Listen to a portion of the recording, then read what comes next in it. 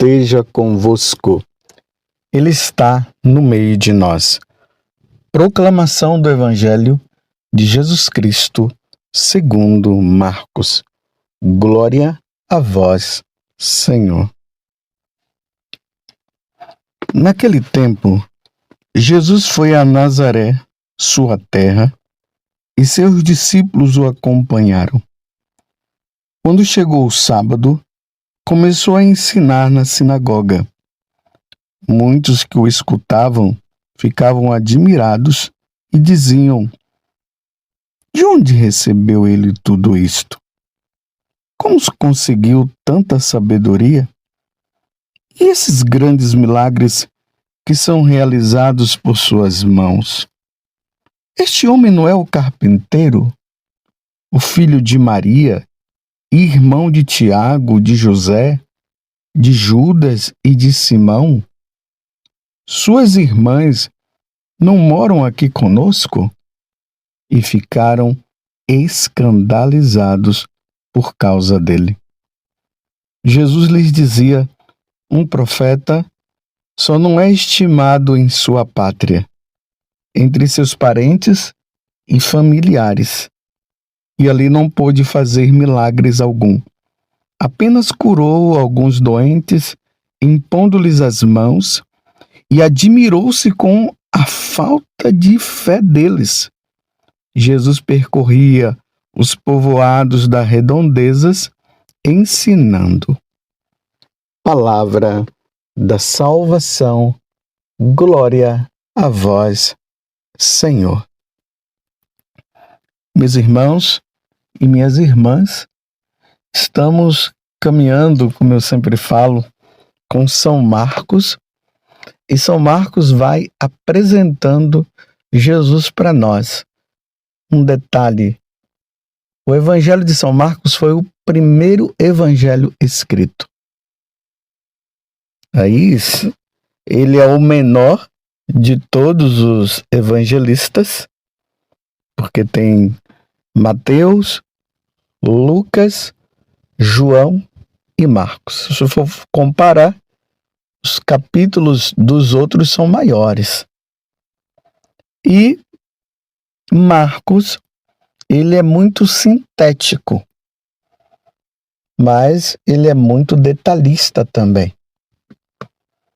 Agora, São Marcos está apresentando Jesus que volta para Nazaré. Aqui é importante notarmos uma coisa.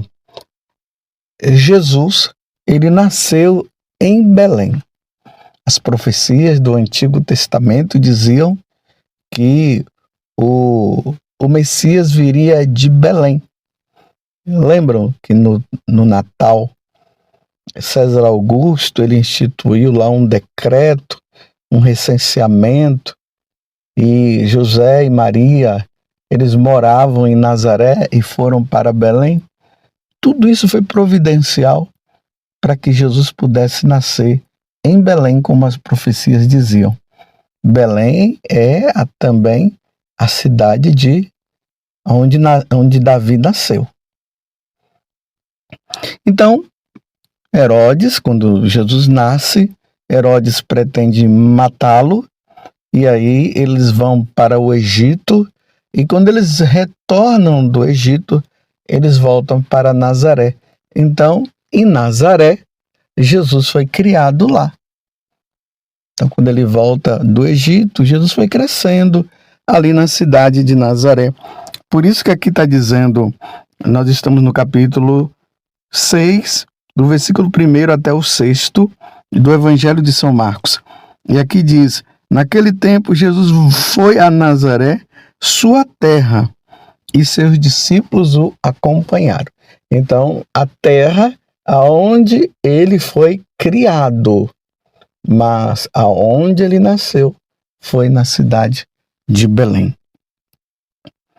E aqui acontece uma coisa, deixa eu retomar de novo outro fato importante para nós entendermos o Evangelho de hoje. Vocês se lembram que eu tenho falado que Jesus, ele foi para Cafarnaum. ele usou Cafarnaum como o lugar aonde ele ia divulgar a boa nova, porque Cafarnaum era um lugar central, era um lugar muito importante para que a divulgação do evangelho pudesse chegar também às nações. Então, Cafarnaum era o quartel-general de Jesus.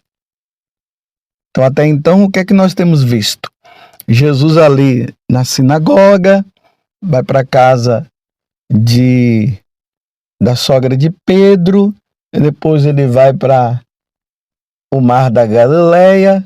Esses dias nós vimos Jesus saindo ali agora da região de Israel, e ele vai para a Decápole, que são 10 cidades pagãs, e lá nós vimos Jesus expulsando o demônio daquele homem.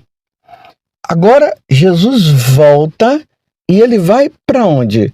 Ele vai para Nazaré. Depois da fama dele ter se espalhado por tantos lugares, ele vai para Nazaré. É importante nós notarmos que lá também, no Evangelho de São Lucas, fala que Jesus, logo depois que ele foi batizado, ele foi para o deserto ali, porque o batismo já foi no deserto, mas ele foi para um lugar mais profundo no deserto, e lá foi tentado pelo demônio, e lá diz que ele, cheio do Espírito Santo, ele foi para Nazaré, para a sinagoga de Nazaré.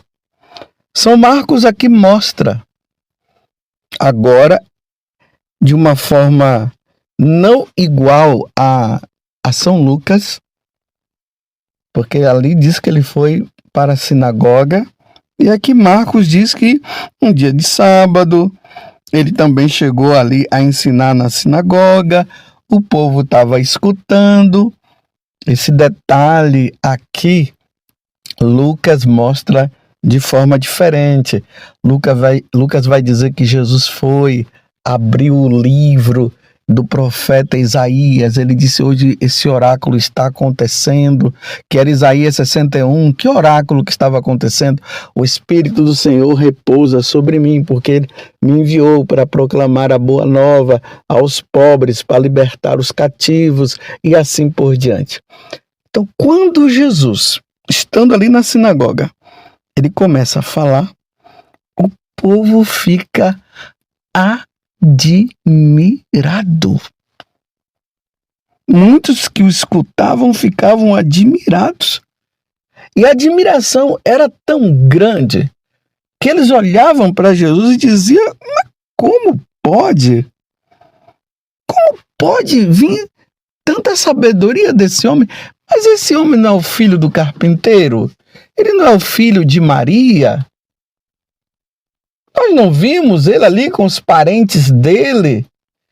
Porque foram 30 anos Jesus quietinho, aprendendo as coisas com José, o ofício de carpinteiro, ali aprendendo com Nossa Senhora as coisas.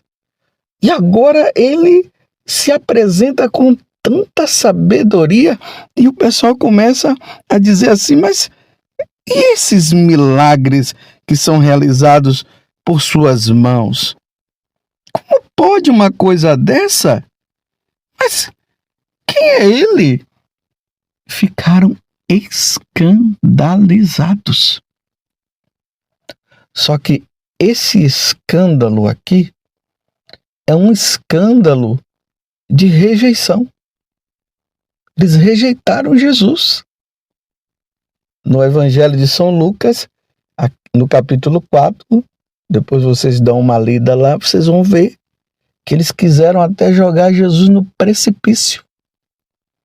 E aí eles começam com umas jogadinhas, falando: se você fez milagre lá, como fez em Cafarnaum, em todos os lugares, faz aqui também, né? Não, eles não estavam pedindo simplesmente porque eles estavam querendo mudança, porque eles estavam crendo na divindade de Jesus, acreditando que Jesus era o Messias. Não, eles estavam ali rejeitando mesmo o Senhor. E aí que Jesus se expressa dizendo: realmente um profeta não é aceito na sua pátria, na sua casa. Vocês se lembram também que os parentes de Jesus começaram até a dizer que Jesus estava fora de si. Esse fora de si aqui é uma expressão para dizer ele está doido, ficou doido, nem comer ele quer mais, porque Jesus estava ali naquela ação de pregar o evangelho, que era tão grande, que ele não tinha nem tempo para comer, então começaram a chamar ele de doido. Rejeição. Aqui, meus irmãos, é para vocês notarem que ao mesmo tempo como a pregação de Jesus, os seus feitos, expulsando o demônio. Ontem nós vimos lá a filha de Jairo, Talita Cum, que foi ressuscitada, aquela mulher que estava com aquela hemorragia e foi curada. Ao mesmo tempo que a fama dele crescia por parte do povão, Jesus foi rejeitado pelas autoridades religiosas e foi rejeitado pelos seus parentes e foi rejeitado também pela sua pátria, Nazaré, onde ele foi criado. Vocês compreendem que a vida de Jesus não foi tão fácil assim? A fama dele se espalhava, mas era uma espada de dois gumes. Era aceito e rejeitado. Eu fico imaginando a decepção também de Jesus com os nazarenos. Eles não o aceitaram. Mas vocês poderiam dizer assim: mas Padre José Augusto, e o que é que tem isso a ver conosco? Tem muito a ver, meus irmãos. Tem muito a ver. Quantas pessoas que são desacreditadas pelos seus parentes por causa da conversão dele. Está ali naquele processo de conversão, de mudança de vida, e é desacreditado pelos parentes. Justamente os parentes que poderiam incentivá-lo, acabam não incentivando. Você já viu aquelas pessoas que dizem assim: vamos ver até onde é que vai essa conversão. Vamos ver até onde vai essa mudança de vida. Ah, eu conheço, eu sei quem é você. Enquanto as pessoas de fora acreditam na mudança de vida, os de dentro, aqui abre um parênteses, eu não estou dizendo que são todos, mas acontece muito entre os parentes o descrédito por parte deles quando acontece uma pessoa ali que faz parte daquela família e que está mudando de vida. Fecho parênteses. Foi isso que aconteceu. Jesus não foi acolhido nem pelos parentes, nem pelo povo de Nazaré e muito menos pelas autoridades. Só o povão estava com ele. Vamos imaginar que Jesus se sentia só. Talvez você que esteja na caminhada tenha até se sentido só. Mas Deus está contigo. Não desanime, não. Deus está contigo. O que importa é a vida nova que você está levando. O que importa é a vida com Deus. Muitas vezes, nesse momento, nós somos provados. Deus permite até a provação para que nós não nos orgulhemos, para nós não nos acharmos melhores do que os outros. Aí Deus até permite essas provas. Paulo, ele foi rejeitado em Atenas. A pior pregação que Paulo fez foi em Atenas. Converteu ali algumas pessoas. Ele foi rejeitado também. Ainda mais quando ele começou a falar da ressurreição dos mortos, aí é que eles não quiseram saber dele mesmo. Nós passamos por isso. Na primeira leitura hoje, Deus, na carta aos Hebreus, Deus falando pelo autor da carta aos Hebreus, ele diz que é para a vossa educação que sofreis. E é como filhos que Deus vos trata, pois qual é o filho a quem o pai não corrige? No momento mesmo, nenhuma correção parece alegrar, mas causa dor. Depois, porém, produz um fruto de paz e de justiça para aqueles que nela foram exercitados. Nós estamos na carta aos Hebreus, capítulo 12, do versículo 4 até o 15. Portanto, ele diz: firmai as mãos cansadas e os olhos enfraquecidos, acertai os passos dos vossos pés, para que não se extravie o que é manco, mas antes seja curado. Aí, vejam só. Quantas pessoas que seguem a Deus e agora estão dizendo assim, diante de provas que elas estão vivendo: ninguém me compreende, ninguém me ajuda, eu estou sozinho. Se você for ler a vida dos santos, eles passaram por momentos difíceis, de solidão, não tiveram ninguém que cuidasse deles. A Santa Dulce dos pobres, quando ela começou a recolher ali em Salvador aquelas pessoas, e depois ela levou lá para aquele galinheiro e ficava ali cuidando. Ela passou por uma prova de 10 anos. A congregação foi retirada dali e ela ficou só cuidando daqueles pobres. A rejeição, foi rejeitada. Ela se sentiu só. Um profeta não é aceito na sua própria cidade. Depois de tudo, ela foi acolhida de novo. Aí a congregação voltou e aí aconteceu o hospital e tudo mais. Mas até chegar lá, quantas provas ela passou? Então, se você está passando por qualquer tipo de prova, primeira coisa, não blasfeme contra Deus, não. Não entra nessa onda de dizer: Senhor, eu tenho feito tantas coisas e o Senhor não olha para mim. Não, meus irmãos. Se submeta à situação. Deus está contigo. Deus está provando. Não se sinta também como salvador da pátria, ou seja, salvador da tua casa, da tua família. Reze pelos membros, porque os membros da sua família não vão te ouvir. Às vezes, pode ser que ouçam, mas na maioria das vezes são outras pessoas que acabam ouvindo. Que eles ouvem, e aí pode até acontecer a mudança. Aí nesse momento é tempo de oração, de penitência, de oferecimento a Deus. E aí os frutos serão colhidos depois. Então Jesus foi rejeitado pelos seus. Você está sendo rejeitado? Então olhe para Jesus e veja que também ele foi rejeitado. E não entre naquela situação de vitimismo. Em frente, segure, pegue a sua cruz e vá em frente. Olhe para Deus e seja fiel você. Você compreendeu?